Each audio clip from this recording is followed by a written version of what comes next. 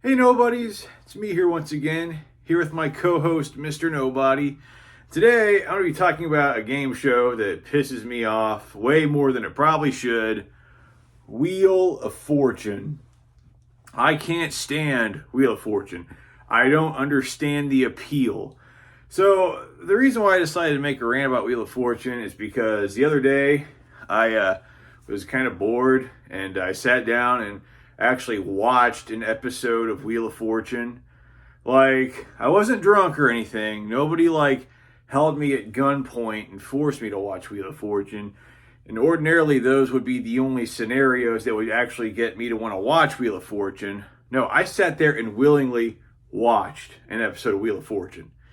And it really made me contemplate my life. I just kind of sat there and thought to myself, "Dear God, what's wrong with me?" After I got done watching Wheel of Fortune, I just felt really gross and horrible about my life because I watched that episode of Wheel of Fortune. Now, if you don't know what Wheel of Fortune is a game show where three assholes play hangman for money. And that's more or less the show. And doesn't that sound exciting? Like, think of all of these great TV shows that have come and gone that don't even last a season. Firefly didn't even last a whole season. But this crap has been on for almost half a century. It started in 1975, still going strong, and probably won't be ending anytime soon. So, almost half a century of this crap. Now, everything about Wheel of Fortune annoys me. Well, let's start off with the Wheel of Fortune itself, because before the contestants guess a letter, well, they have to, only for the consonants, they actually have to buy to guess a vowel, but before they guess a letter that's a consonant, they have to spin this really weird-looking, ugly, multicolored wheel that has all these dollar amounts on it. So they spin this wheel, the little pointer lands on a dollar amount, they guess a letter, if the letter's left there, they win the money. But sometimes they have like these little black spaces on the wheel called the bankrupt spaces. And if the contestant lands on those, they lose all their money. And it's because that's a good thing. They deserve it for going on a crappy game show when they could have gone on an actual decent game show like Jeopardy or The Price is Right. You go on Wheel of Fortune, you deserve to lose your money.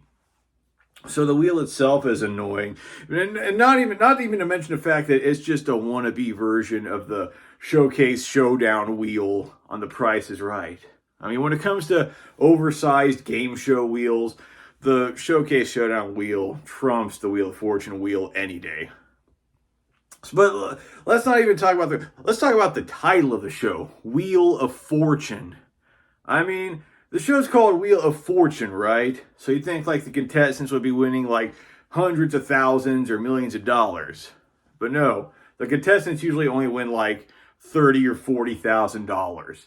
That's not exactly a fortune in 2023, especially with all this inflation going on. I mean, I remember like when I was a little kid and Who Wants to Be a Millionaire was real popular.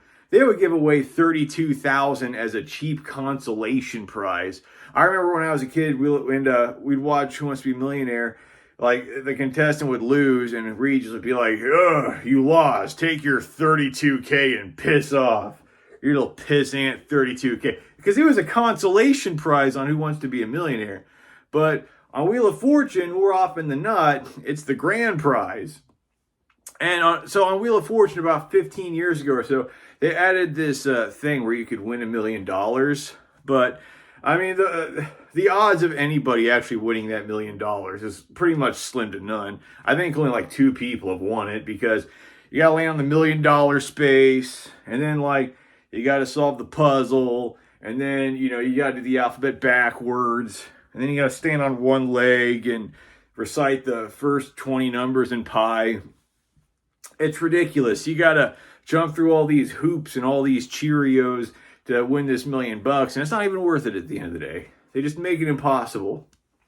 And, another thing that kind of annoys me about Wheel of Fortune is that one of the most frequently used categories is a phrase, but it's always like some phrase that you've never even heard of, like I don't know, like you can't dip a hamster in Pennzoil or something. It's like no one's going to guess that shit. It's ridiculous.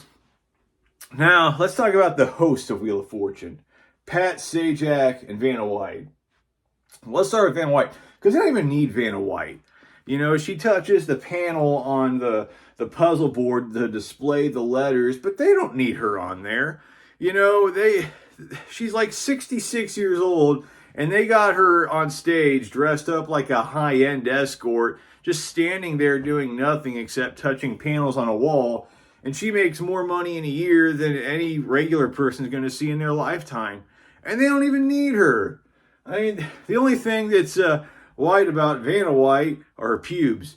And, you know, so they should just get rid of her. She has no charisma. She barely says anything on the show, so why even have her?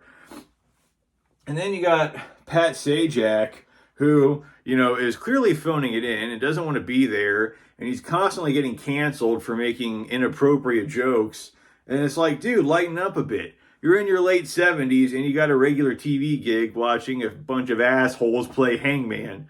So what are you complaining about? Pat Sajak, I swear.